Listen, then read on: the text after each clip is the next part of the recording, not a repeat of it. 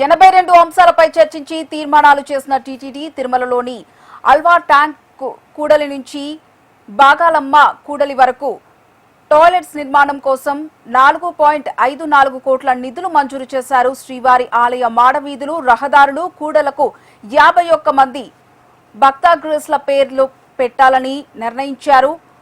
గోకర్భం dam నుంచి filter house వరకు 6 కోట్ల పైప్ లైన్లు నిర్మించాలని తీర్మానించారు. 42.2 కోట్లతో ఏపీకి చెందిన ఆప్కో, తమిళనాడుకు చెందిన కోఆప్టెక్స్ సంస్థల నుంచి పట్టు వస్త్రాలు కొనుగోలు చేయాలని నిర్ణయించారు.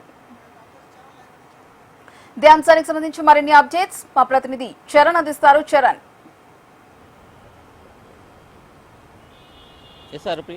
తిరుమల తిరుపతి దేవస్థానం పాలక మండలి సమావేశం ఇవాళ జరిగింది. ఈ సమావేశంలో టీటీడీ చైర్మన్ బిఆర్ నాయుడు అధ్యక్షతన జరిగినటువంటి సమావేశంలో పాలక మండలి సభ్యులు అందరూ పాల్గొన్నారు. టీటీడీ ఈఓ, అదనపు ఈఓతో పాటు అయితే తిరుమలకు సంబంధించినటువంటి అధికారులందరూ కూడా పాల్గొన్న పరిస్థితి నెలకొంది. టీటీడీలో ప్రధానంగా ఈ పాలక మండలిలో కొన్ని కీలక నిర్ణయాలు తీసుకున్నారు. సామాన్య భక్తులే ధ్యేయంగా పెట్టుకొని టీటీడీ ఎలాంటి ఏర్పాట్లు చేయాలి అని దానిపైన సుదీర్ఘంగా చర్చించి నిర్ణయాలు అయితే తీసుకున్న పరిస్థితి నెలకొంది. మరోవైపు వేసవి సెలవులు వచ్చిన సందర్భంగా అయితే భక్తులకు ఎలాంటి ఏర్పాట్లు చేయాలి, ఎలాంటి సౌకర్యాలు అందించాలి అన్న దానిపైన కూడా కీలక నిర్ణయాలు అయితే తీసుకున్న పరిస్థితి నెలకొంది. మరోవైపు తిరుమల తిరుపతి దేవస్థానం ఉద్యోగస్తులకు అయితే హెల్త్ స్కీమ్ కింద అయితే ఇన్సూరెన్స్ కింద అయితే 3 లక్షల రూపాయలుగా ఉండగా దాన్ని 5 లక్షల రూపాయలు పెంచుతూ కూడా ఒక నిర్ణయం తీసుకున్నారు. మరోవైపు టీటీడీ ఉద్యోగస్తుల ఇళ్ల స్థలాల దగ్గర కావాల్సినటువంటి మౌలిక సదుపాయాల కోసం కూడా నిధులు కేటాయించిన పరిస్థితి నెలకొంది. మరోవైపు తిరుమలలో స్థానికంగా